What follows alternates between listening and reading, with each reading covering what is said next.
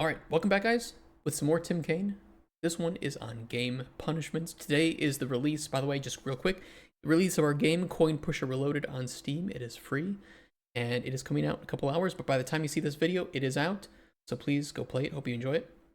And in the meantime, let's watch Tim Cain on game punishments, a great design topic that I have a lot to say, and we'll see if Tim has similar things or interesting things that I didn't think about.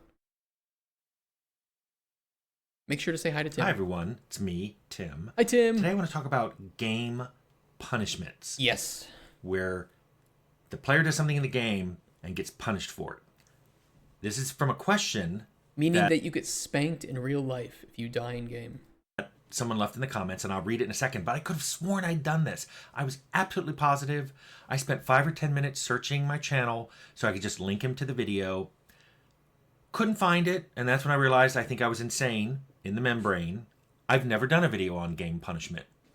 So let's talk about it. You're not old, Tim. First, let's start with the question from Threep666, who asked, as a game designer, I was curious what your thoughts are as to how to design and implement game punishments. How can you ensure that a punishment feels fair to the player and does not discourage them from continuing to play or to play in a cheesy fashion, such as save scumming?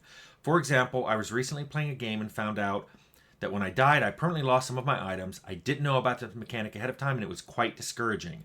Other things I've encountered in games that seem too harsh are things like permanent debuffs or stat losses for botching a quest. Also, to be clear, I'm talking only about punishments that affect players who are playing the normal version of a game, not something like hardcore mode, where the player knowingly opts into a punishment system. Good question and good clarification. I would say, even right off the bat, that the one thing that I try to talk about with juniors is that loss of time in most cases is enough punishment. And that doesn't mean that you can't punish in other ways, but that usually the biggest one is that the player has lost time and they can't get that back. And most people don't have the luxury of time to play games for endless amounts of it, which is why, MMO grinds feel great when you're a kid, but when you're an adult, it doesn't feel good to have to play 100 hours for something that's like really fucking useless, right? Thank you, Threep. That's not just a good question, but thank you for asking it in enough detail. I know exactly what you want and what you didn't want, which is not a discussion of difficulty modes. Let's back up a little bit and talk about what game punishment is. This reward punishment model is psychologically called the carrot stick approach to incentivize and decentivize. Getting players to behave the way you want them to. Mm-hmm. Every designer wants the player to experience their game in the most fun way. And there is sometimes a specific way to experience fun in a game. I mean, sandbox is less so, but there is generally a designed way to play this game with a carefully designed amount of leeway to play in the way that you want, right? As opposed to like linear games where you just play it in a specific way and you have to do certain things in a specific way. And if it's a trade-off. If you force the players to do things that they don't want to do, you run into some dissonance between the players' expectations. And if the player isn't properly pulled along in a way that feels natural or feels like they want to continue, then they're not going to want to continue. So you do have like the carrot stick, the incentives and decentivization, and punishment. Death is it decentivizes failing. But if the player feels like they had no control over that failing, that can create frustration. Some frustration is okay, and it can be a useful emotional psychological tool. From Software games are pretty good at this. But if you create something that's overly frustrating, or you punish so harshly that the player doesn't have time to learn, then that just feels like you're not making any progress. You go play a good Elden Ring boss, something like Mesmer, or what's another good Elden Ring boss? Like Margit, right? And you are punished by dying. But the entrance to try again is right there, and you've lost time, but hopefully have learned new movesets, new patterns. And by overcoming that, your loss in time results in better skill. You get better at rolling, at dodging, at predicting timings. and you become a better player. You have now created skill because your experience and your repetition of those experiences has created that skill within your brain. So, you're not being decentivized by failing. You're actually being incentivized to learn until you fail and keep learning until you fail less, less, and less, and less until you win. So, I don't know. It's just you have to ask yourself, does my game have incentives and decentives? How do I decentivize my player? And is the punishment of losing time already enough to the point where I probably shouldn't require the player to lose anything else, right? Roguelike games are a good example of this. When you die in a roguelike game, your progress is persistent in the background. You have lost that run. All of your progress in that run is lost, but you do not lose anything else outside of that run. And in fact, you usually gain a little bit more, right? And the further you make it, the more you gain and the further progress you make. Therefore, those are games that are great at decentivizing you from failing, but when you fail, you only lose time. And you still come out ahead, usually. There's a combination of carrots, rewards, and sticks, punishments, to guide players in the direction they want them to go. Some games feel like they're all carrot. The example I like to give there is after playing EverQuest for years, which had some huge sticks. The biggest example I can remember from that, and this happened to me 20 years ago, was I gained a level and got a teleport to a new continent, a city on a new continent I'd never been to that was very hard and lengthy to get to. I teleported there, walked outside the city expecting a newbie zone, got jumped by something high level, and killed. That death made me lose experience because EverQuest was all about sticks. I lost experience, which made me lose the level, which made me lose that teleport spell.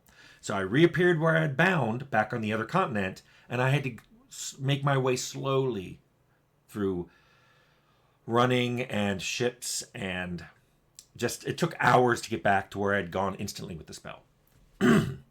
Jumping to World of Warcraft from EverQuest, totally different game. It felt like it was all carrot. I know when I say that to some people, they're like, no, there's punishment. The sticks in WoW are very small, and the carrots are very big. Basically, they get the players to do what they want by rewarding them to do what they want. Yeah, and I mean, and this is true, and sometimes that progress is they want you to feel like you're continually making progress because that's good feelings, and sticks can be friction, and some friction is good. Too much friction means you don't move at all, and having some friction there is really great. But a lot of MMOs lean towards you can make progress, but you get to choose how fast you want to make that progress. You might do things that are not very high progress towards reward A, but they're very high, high velocity towards reward B. And sometimes you want reward B instead of reward A. Sometimes you want the opposite. So, that way when you're playing, you're always making progress towards something, but that something is up to you. That's your self-made goal for whatever reason. And I think there are some games out there like Old School RuneScape that do this very well, especially with limited or restricted account builds. And like this example he gave with EverQuest, some people love that hardcore experience, and others have the punishment of dying and losing experience, which is time, is already punishing enough. You didn't need to spawn him back at the start and make him go, an additional 2 hours. Because all that's really doing is decentivizing him from going to these harder zones, knowing that if he messes up even once, he's going to lose out not just on the 2 hours of time to get back there, but the hours of time that it would take to regain that experience, which is still a risky maneuver because if you're fighting something and you die and you lose experience, then fighting something to gain experience, you still run the risk of dying and losing even more experience. So it's like you're layering punishments on top of each other, and sometimes you can layer so much that it's like, well, I'm just gonna go play a different game. I'm just gonna go play a different game that respects my time more, rather than punishing them to do what they don't want. So maybe if you do this, you get Doing this thing gets you experience points or gets you items or finishes a quest. Doing these other things doesn't do any of those things. So you can do them, but many players go, well, that's a waste of time, which is a punishment in itself. Yes, it is, This is exactly. generally known as, in psychology as positive reinforcement, and in general, it works very well. Hmm. Sometimes negative reinforcement, though, in particular situations, is something you need to do. Negative reinforcement is usually Yep. used when it prevents a behavior from becoming worse.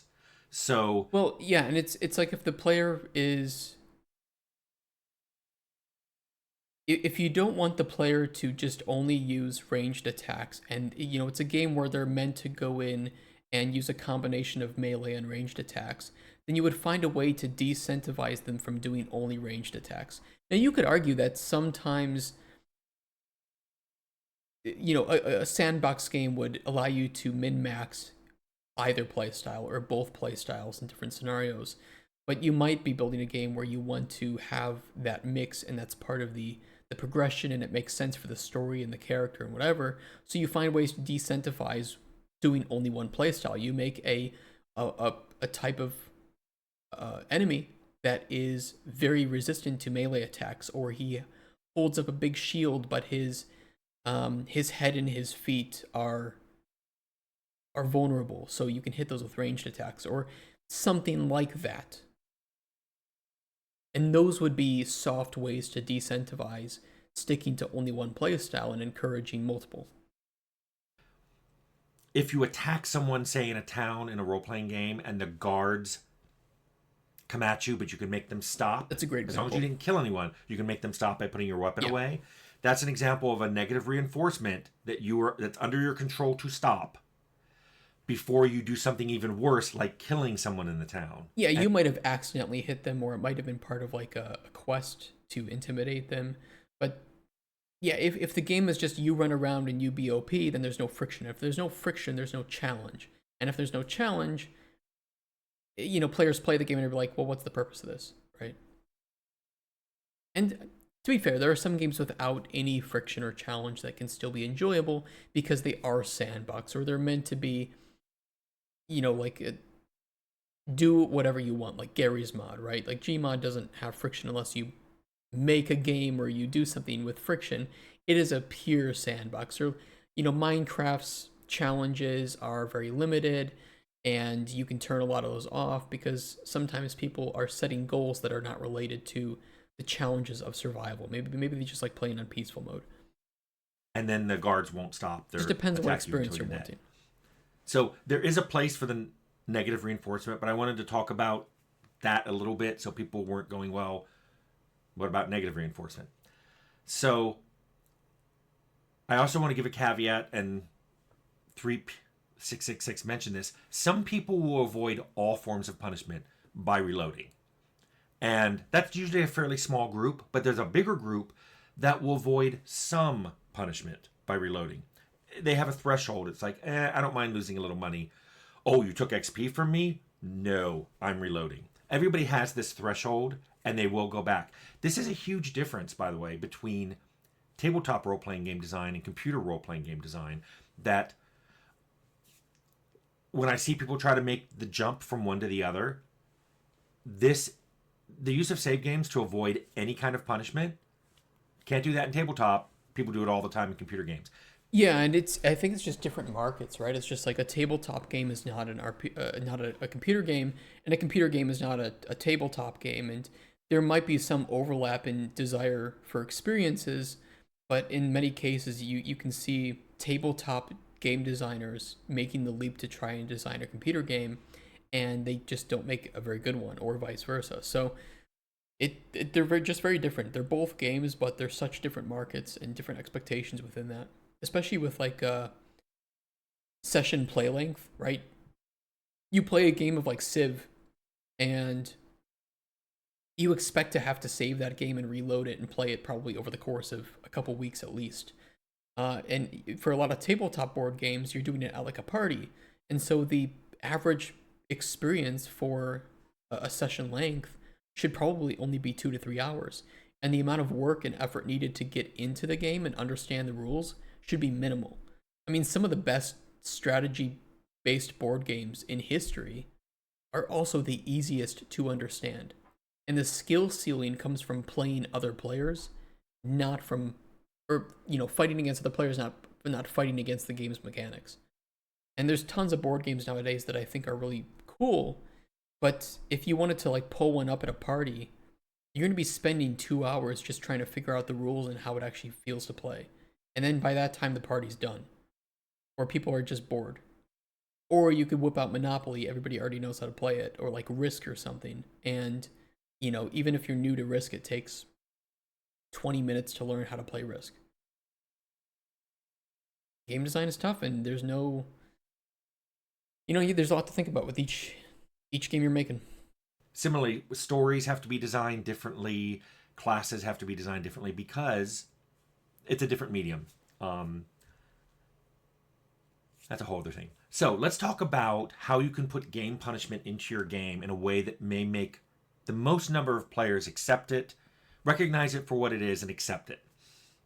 I think a big thing, which Threep666 pointed out, was just making them fair. These punishments should fit the crime, so to speak. If the player does something small and gets a huge punishment for it, it seems unfair. It seems unfair that you might pick something up and suddenly you're being attacked. And if your player even so much as auto attacks back, then suddenly the guards are all jumping on you and you may be killed. Mm-hmm. For what? For clicking on something. Which like an accident or something. So I think fairness though is a, what's the word I'm looking for here? It is something with an R. It's based on your perspective. It is it's subjective, I guess is what I was maybe trying to say. Fairness is subjective because it depends on market. It depends on expectation. There's a lot on expectation. Even, before your game is released, you might set poor expectations with marketing materials, right? That, the game is going to play like this, and then you get the game and it plays differently. Well, you may not even have lied. You may just have worded or communicated the systems poorly, and now players have the wrong expectation of what the experience actually is.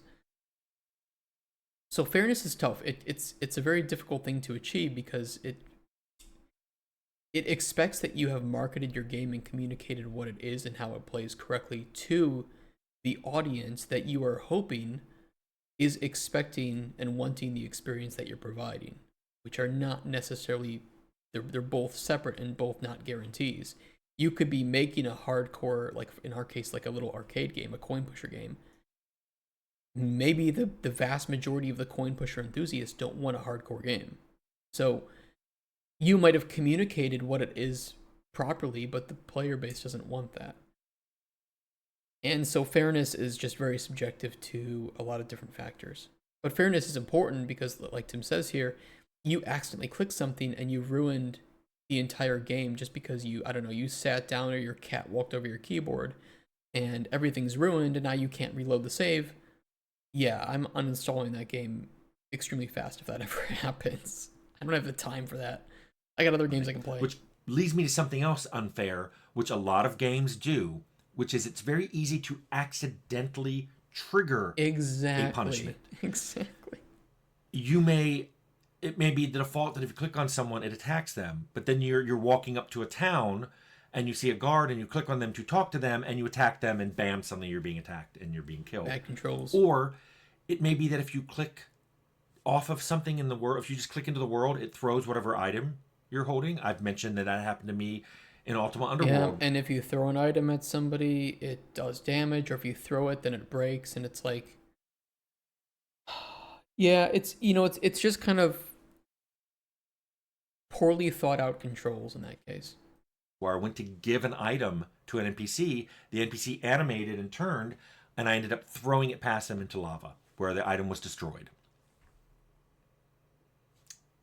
My original example of accidentally picking something Shouldn't up. laugh at that, Tim, but if you just go to look at an item and you accidentally click on it and it picks it up and that's marked as stealing and then suddenly everybody's attacking you, those are little things you did sometimes completely accidentally, that triggered a huge negative response in the game. Players will react to that badly because it seems unfair. It seems like your game's UI tricked them into now getting this horrible punishment on them. And they probably won't accept that, and that will trigger a lot of them to save scum. Yeah, and I mean, you can say what you want about Bethesda games because they had this problem, but one of the benefits of the cell-based uh, system in the engine of loading into cells was that the game, I think by default, does save on entering a new cell. So if you did mess up in that dungeon or in that store, accidentally clicking or even failing your stealth or whatever, you could reload right to where you entered that cell. And if you had a seamless world, you unfortunately don't get that same experience. So, there's trade-offs to different designs or even, unexpected positives or negatives to certain designs for your engines and for your technology. And, that is one of the benefits of the creation engine was that it did allow for this nice progressive saving that felt like you weren't losing too much progress if you died or if you had to reload. This leads me to the other thing that I think is important, and I think Threep even alluded to this in his question, that you have to telegraph the punishment.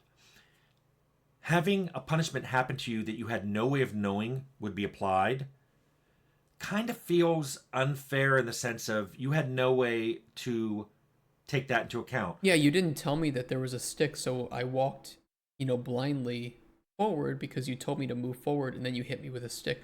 There's a really good example of this is actually not really a horror game, but more of like well, it is kind of a horror game, Little Nightmares. And Little Nightmares, I think it was mainly the second game, had a lot of cases where you would walk forward and like something would fall and kill you. And there was no telegraph to this. There was nothing telling you that it would happen. You would just walk forward and have maybe a split second to react to it before it killed you. And it's like, okay, this happens once, and maybe it's like, okay, I need to be careful. Or there was some very easy way for me to have seen that that was going to happen, and I just wasn't being attentive. But if it happens too much, it's just like, okay, you wanted me to die here. Why? What was the purpose? Especially in a game where dying can be a loss of tension. And you don't want, so in like a lot of horror games, especially like Outlast, you have this faked sense that you are going to get caught and you're going to lose, but the game is easier than it feels like in the moment. And that's great because if you have a game like Outlast and you're being chased and it's really easy for you to get caught and killed, then all of the horror and fear and tension that you felt that first time experiencing it when you weren't expecting it is removed because now you have to redo it, but you're expecting it. And so you don't feel any tension anymore. I mean, it's the stupidest, simplest way to ruin tension in a horror game is by failing. It kind of sounds crazy. And so there's, different genres also have different, punishments that are okay in one game can feel way worse in another and can even sometimes ruin the feeling of a level if you misuse it. For example, did someone warn you that going into some place was going to be trespassing?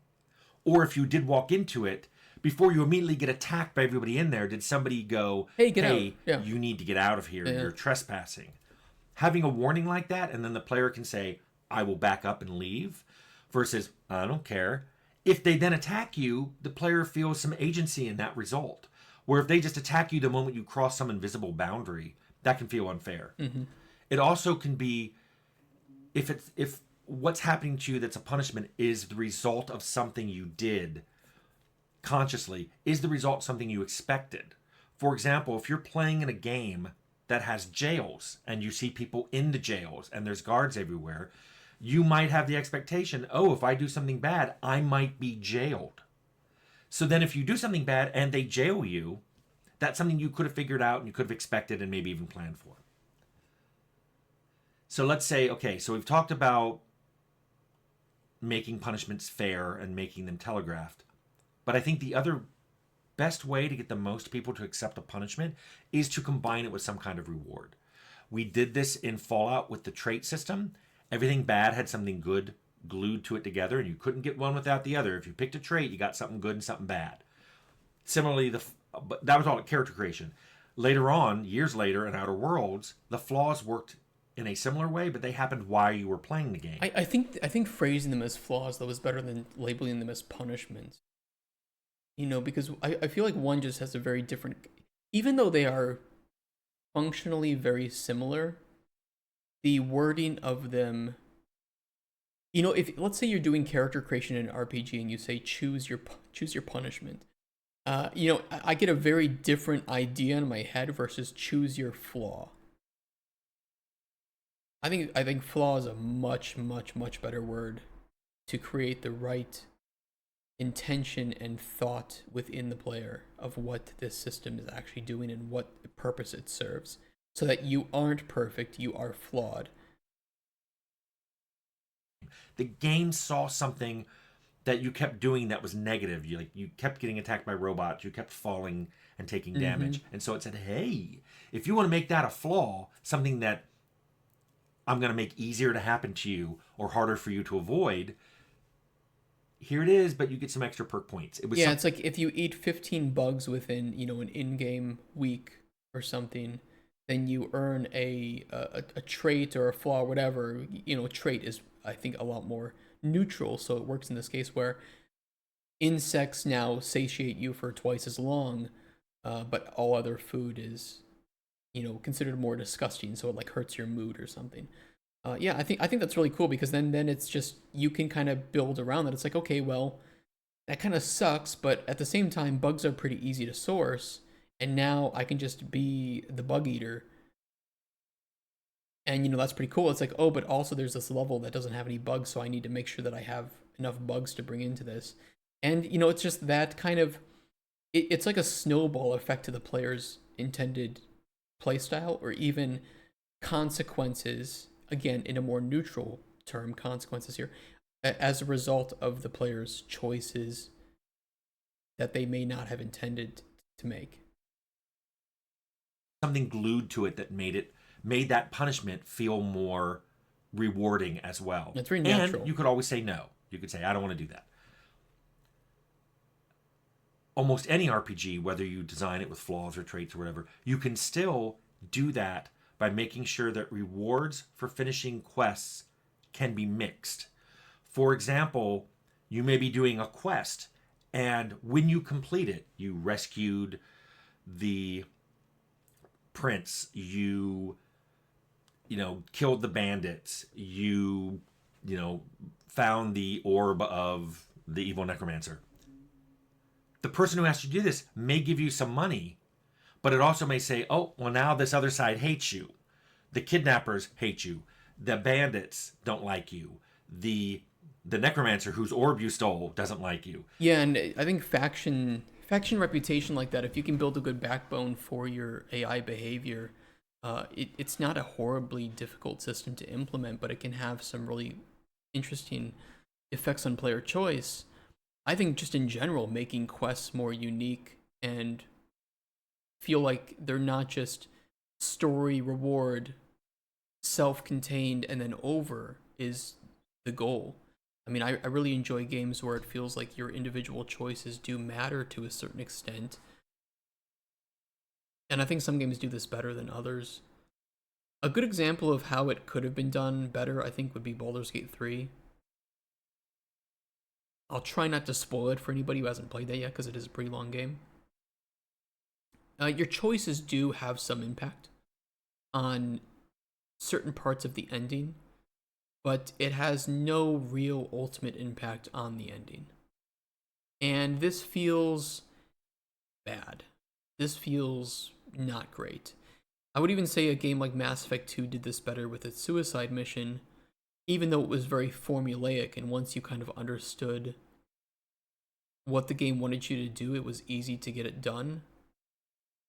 But the individual quests, I think, were very character driven, and driven by the character's flaws or desires in a way that made each of those feel unique and enjoyable and made you learn more about the characters. So you were incentivized to do it because they wrote good characters, and the game itself was driving you to learn more about these characters and care about them. So you, of course, wanted to help them because you cared about them. And by helping them, it means doing their loyalty quest. But by also doing that, you get the reward of, keeping them alive for the end. So potentially alive for the end, depending on your choices in the suicide mission.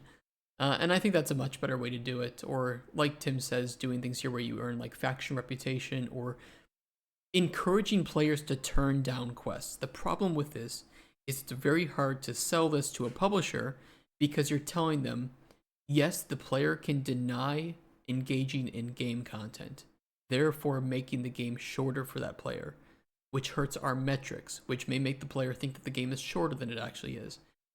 Very tough sell for publishers to say, yes, the player can kill all the NPCs if they want. And that's glued in with the quest. It's glued to the positive reward of the quest, which is, if you want to solve this quest, there's going to be a punishment attached to it too. Mm-hmm. And usually that's fine if it's somehow telegraphed to you. If you're told, well, you're not going to be very popular among the bandit groups when they find out you're going around systematically killing all the bandit leaders.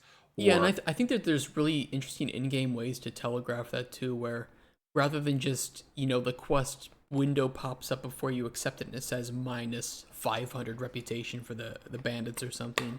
I think it's more interesting if during the quest you would have, this is the ideal, right? Of course, it's not perfect. You don't always have the time and development to do this, but it would be cool if during the quest, just during the briefing, the necromancer says, hey, I need you to steal us back from the bandits. And you have been kind of shown throughout the game that your choices do have an impact on factions, and you can just either surmise that, I don't think the bandits are going to like that very much, or you learn that through dialogue, or you're presented with a choice during the mission to have multiple pathways to obtain this orb. You can barter with them, you can kill them, you can steal it, and maybe not, if you don't get caught, you don't lose the reputation. You can just purchase it from them. You can maybe win, you can help them with something in exchange. I think that's way, way more interesting, because then you actually have a choice of how you want to play than just, hey, it's minus 500 faction for the bandits and plus 500 for the necromancer. If you steal from that necromancer, he's going to hate you. Now you can kill him, but that's a lot harder than sneaking in and stealing it. So that kind of punishment reward system is kind of built in, and I like that. Anyway, those are the 3 ways I think you can get punishments into games. You can make them fair, you can telegraph them, and you can combine punishment and reward into one packaged result. So I hope that answered your question, Threep666.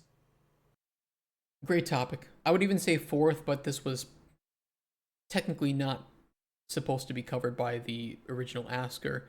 Just difficulty options. It's just, if the player wants to play the hardcore mode where they are, they only have one save and they can't reload it, themselves, then, and it saves after every decision, then sure, I think that's really cool to have. But you should ask yourself, is this the default experience in my mid-core open world RPG? I'll tell you what, it shouldn't be, because most mid-core open world RPG players do not want that to be the default experience. So just make it an option that they can turn on or off, and I think that helps a lot. So yeah, another great video from Tim. Guys, go give him a like and subscribe for watching that, because it helps push his videos up in the algorithm. And if you're watching on YouTube, I hope you enjoyed that, and we will catch you on the next one.